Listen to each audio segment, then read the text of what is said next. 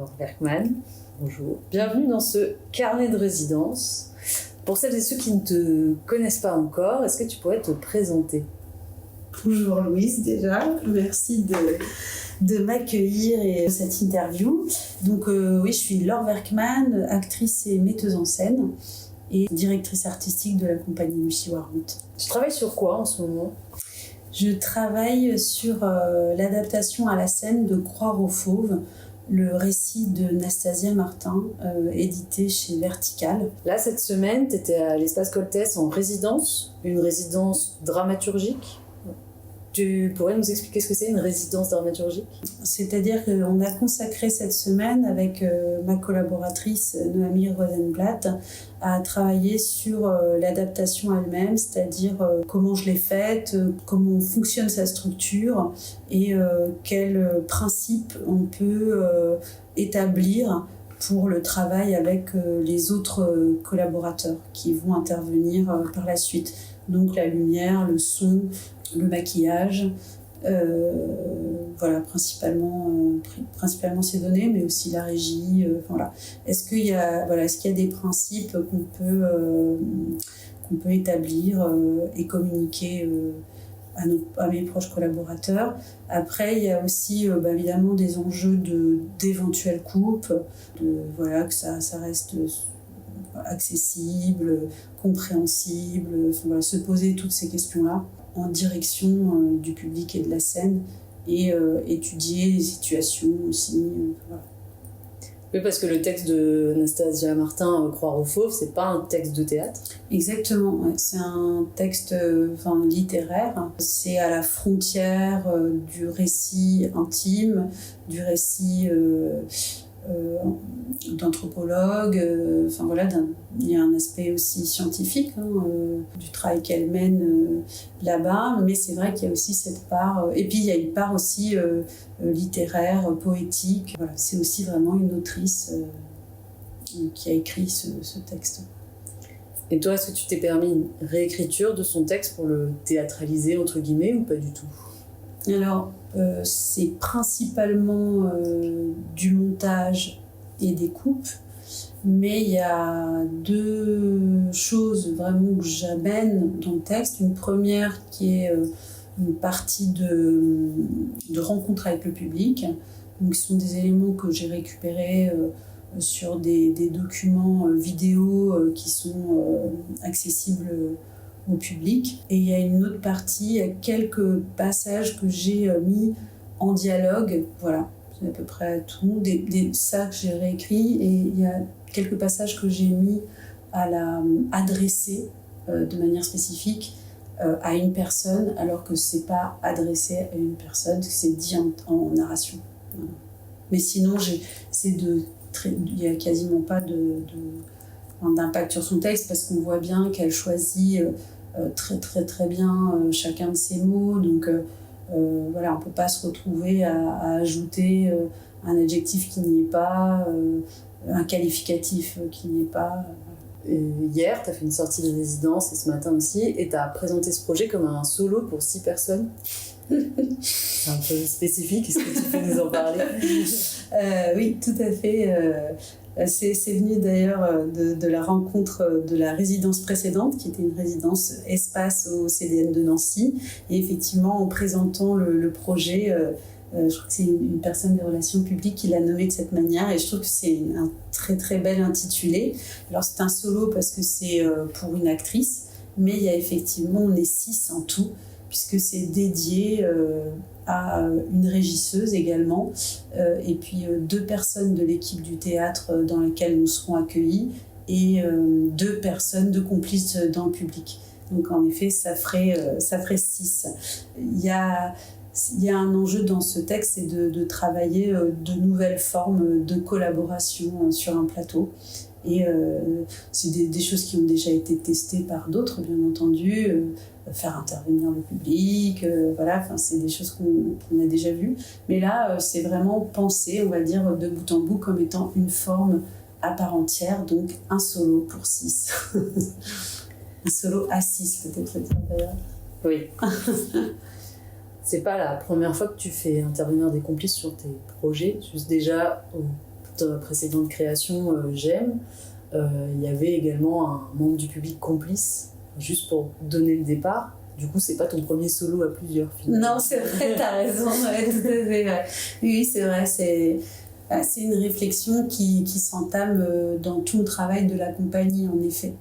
Comment créer ces nouvelles collaborations, comment ça modifie ou pas les œuvres, qu'est-ce que ça implique comme type de relation. Et c'est vrai que moi, la relation publique, pour moi, elle est vraiment dans le fondement même du projet de compagnie. Je racontais ça ce matin aux jeunes gens que je rencontrais qui sont à l'université.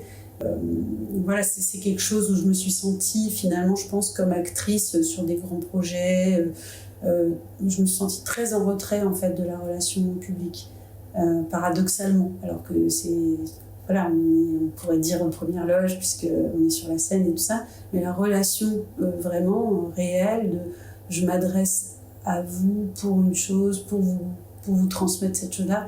Finalement, je me suis sentie souvent en retrait et plutôt au service d'un discours énoncé par quelqu'un d'autre que quelque chose que moi je pouvais porter de manière autonome, de le modifier, de me dire tiens, c'est ça que j'aimerais provoquer.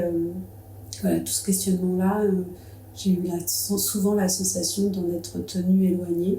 Et puis même après, de manière assez concrète, j'ai peu rencontré le public. Enfin, je veux dire, il y avait des bords plateaux, mais souvent, moi, pendant longtemps, je ne me suis pas sentie, bizarrement d'ailleurs, enfin, personne ne m'a empêchée, mais je ne me sentais pas, légitime, c'est idiot, mais je n'arrivais pas à prendre la parole facilement. Enfin, ça a toujours été vraiment quelque chose qui était une épreuve pour moi, en fait, de mettre du langage sur cette rencontre. Et donc, quand j'ai décidé de monter de faire ce travail de compagnie, je me suis dit, bon, ça c'est pour moi au centre, quoi. En fait, il faut qu'on puisse se parler, il faut qu'on puisse échanger et trouver différentes manières de se rencontrer, en fait. Souvent, surtout au théâtre, quand il y a participation du public, ça peut être très intrusif, alors que toi, c'est complètement autrement. Enfin, c'est une angoisse pour le public parfois oui, bien sûr. De voir les comédiens s'approcher, de se dire qu'il va y avoir ça pourrait presque s'apparenter à une prise d'otage, alors que toi, c'est très différent. C'est vraiment l'intégrer complètement dans le processus sur la base d'un volontariat en plus. Donc, c'est complètement différent comme approche et ça crée aussi une autre... pas une communion, mais en tout cas une participation beaucoup plus active que subie. Ouais, tout à fait. Ouais. Alors ça, c'est vrai que je pense que même dans toute ma manière de travailler, il y a ce désir vraiment profond, enfin, de rencontrer, l'intitulé est peut-être un peu foireux, mais je veux dire, comment sont les gens, en fait, travailler avec ce qu'on est. Bien sûr qu'on va être, qu'on va rencontrer des choses qui vont nous modifier, nous déplacer, etc. Mais je veux dire, travailler à partir de nos, je sais pas si le mot naturel est bon, mais je veux dire, de nos tempéraments, de là où on est à l'aise, de ce qu'on aime faire. Essayer peut-être même des fois on ne sait pas, mais en tout cas que le travail et que le théâtre soit l'opportunité de rencontrer ça, en fait. Et ne pas se dire, de forcer les natures à aller vers autre chose, absolument, en tous les cas, pour être au service du travail. Encore une fois, ça ne dit pas qu'on ne peut pas évoluer, voilà, mais voilà, que le théâtre soit l'opportunité de mettre en lumière ce qu'est la personne, ce qu'est en plein guillemets, hein, et de dire, en fait, cette singularité, c'est une beauté en soi. Donc, peut-être je parle maladroitement, peut-être je sais pas faire ci, je sais pas faire ça, mais parce que je le mets en lumière, ça va être beau. Toi, c'est une preuve de confiance aussi que tu donnes au public, parce que, par exemple, pour GEM, c'était un membre du public qui devait... peut-être je vais pas spoiler. Non, vas-y, mais c'est un membre du public qui se lève au début du spectacle, après 3 minutes d'attente, on se dit ça va commencer, et c'est quelqu'un dans le public qui se lève et qui doit regarder le public, et c'est le top du départ. Du coup, c'est vraiment aussi un truc de... voilà. Et là, pour Croire aux Fauves, ils ont un texte. Ça. Et donc, c'est aussi une preuve de confiance parce que le spectacle se joue pas sans eux, en fait. Exactement. Voilà, c'est pas subi de... si t'es tétanisé sur ta chaise, tu vas juste te faire bisuter par le comédien qui va... là, c'est vraiment... aussi une preuve de confiance parce que toi aussi tu te mets un peu, enfin pas à nu mais il y a quand même danger, tout à fait. Oui, de partager en fait ce choix, que ça ait lieu. Voilà, c'est tous ensemble, on a décidé que ça aurait lieu et c'est vrai que c'est un risque. Dans J'aime, c'est vraiment vertigineux, c'est vraiment bon, ça pourrait se passer vraiment autrement. Le spectacle ne démarre jamais. Voilà, c'est ça, exactement. Alors évidemment, j'ai des plans B, pour Croire aux Fauves aussi, mais l'idée, c'est pas de rentrer en lutte avec le public. Au contraire, effectivement, c'est vraiment d'y aller ensemble. Et vraiment, de là, dans Croire aux Fauves, l'intention, c'est vraiment de travailler avec le public, avec la personne des relations publiques du théâtre, et de travailler avec ce qu'ils sont. Ils sont publics, ils sont relations publiques, et donc il y a une part de fiction parce que ce qui est dit n'est pas de leur décision d'origine. Mais je les mets pas en difficulté de faire autre chose qu'ils savent faire. C'est juste qu'on se met à un point de rencontre qui est inhabituel, hors des conventions, quoi. En parlant de rencontres, du coup, hier et ce matin, tu as fait 2 sorties de résidence. Du coup, une étape de création qui est assez... c'était vraiment sans décor, sans la technique. Donc encore un projet qui est un peu à ses débuts. Et tu parlais de ça comme montrer l'intérieur de la chambre qui n'est pas rangé. Et du coup, les sorties de résidence, ce sont des demandes que les structures culturelles ont. Et est-ce que c'est pas trop... c'est pas intimidant justement de montrer l'intérieur de sa chambre? Ou est-ce que justement pour toi, c'est aussi des moments de rencontre qui te sont utiles voilà. Ça me pose beaucoup de questions parce qu'on est pris dans des paradoxes. Qu'est-ce qu'il faut montrer, qu'est-ce qu'il faut cacher? Enfin, c'est aussi d'ailleurs tout le théâtre pose ces questions-là. Qu'est-ce qu'on montre, qu'est-ce qu'on cache,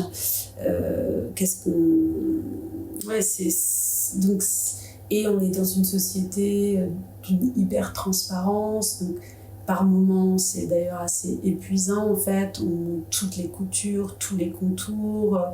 Donc, ça m'a beaucoup posé de questions. Et puis en plus, on a besoin aussi d'ombre pour travailler. On a besoin aussi d'endroits où le regard n'est pas porté par d'autres que soi-même.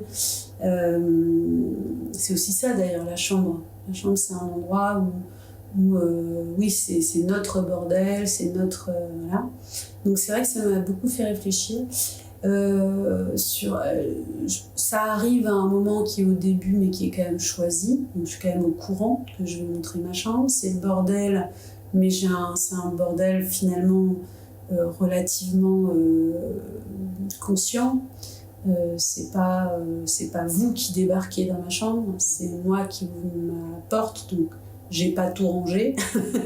Il y a des trucs cachés derrière le paravent. Mais si j'avais pas voulu que vous rentriez, j'aurais pas ouvert la porte, quoi. Enfin, il y a quand même une décision, chacun est quand même conscient de ce qu'il fait.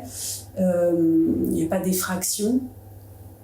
Après, si j'ai décidé de le faire, même à Nancy par exemple, où on n'a pas pu montrer beaucoup de choses parce qu'on a dû ranger l'espace avant que le public n'arrive, où là vous voyez une étape de travail où il n'y a pas de décor, etc. Par contre, je vous ai montré des photos en fait de nos recherches, des esquisses et tout. Si j'ai décidé de le faire, c'est parce que je pense que ce qu'on doit partager, c'est que pour arriver à toute chose, il y a des étapes d'échecs, d'achoppements, de chutes, de conflits intérieurs, et que ce sont des étapes qui construisent.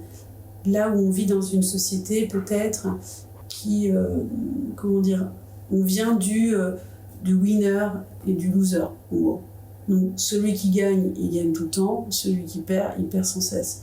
Et je pense que de montrer le travail de création, l'atelier du peintre, l'atelier au théâtre et tout ça, c'est faire comprendre qu'en fait, pour arriver à un objet, quel qu'il soit, ben oui, c'est bourré de fautes d'orthographe, de grammaire, d'énoncés qui sont pas les bons, de brouillons approximatifs, voilà, et que c'est dans cette recherche-là qu'émerge de la beauté, de l'échange, de la rencontre.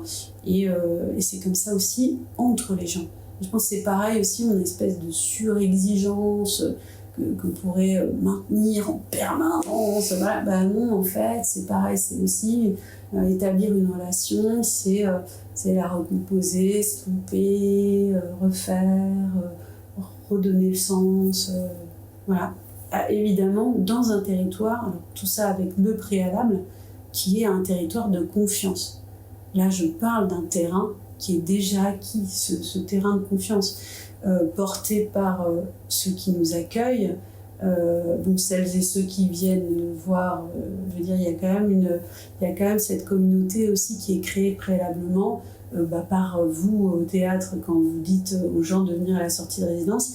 Ils savent aussi qu'ils viennent à petits pas, ils ouvrent délicatement la porte. Donc ça, c'est quand même une situation de départ qui permet, je trouve, que c'est très fort. Moi, là, en l'occurrence, par exemple, pour ici, de présenter la première partie de l'adaptation, pour moi, c'était vraiment d'une part très émouvant, et puis d'autre part, très puissant de savoir que donc, ça parvient à plus que moi et plus que mes collaborateurs et collaboratrices. Ça parvient à 150 personnes hier soir, une centaine aujourd'hui, pour qui il y a de la lisibilité, il y a du désir, il y a beaucoup de choses. Donc là, je me dis, ok, donc c'est bon, on est sur la bonne voie. Enfin, pour moi, c'est très, très porteur de force, de confiance, ça me donne envie de continuer, de donner à voir ce spectacle. Enfin, je l'avais déjà, mais je veux dire, parce que c'est quand même une épreuve, une adaptation. Je veux dire, en plus là, c'est l'adaptation d'un texte aimé par beaucoup de gens, c'est une femme qui est encore vivante, j'y vais avec beaucoup de trac quand même. On a passé une étape ensemble hier soir et aujourd'hui qui pour moi est vraiment importante, quoi. C'est quoi les prochaines étapes pour Croire au Fauve? Tu as encore d'autres résidences de prévues? Tu as une date de création? La création aura lieu le 11 janvier 2025 à Strasbourg au TJP. Et d'ici là, il nous reste 3 semaines de travail. Donc il y a 1 semaine dans un théâtre à Strasbourg qui s'appelle Les Taps, et ensuite 2 semaines au TJP. Alors comme c'est des semaines qui sont étalées dans le temps, on a encore d'ici la prochaine semaine de travail, il y a plus d'1 mois, 1 mois et demi.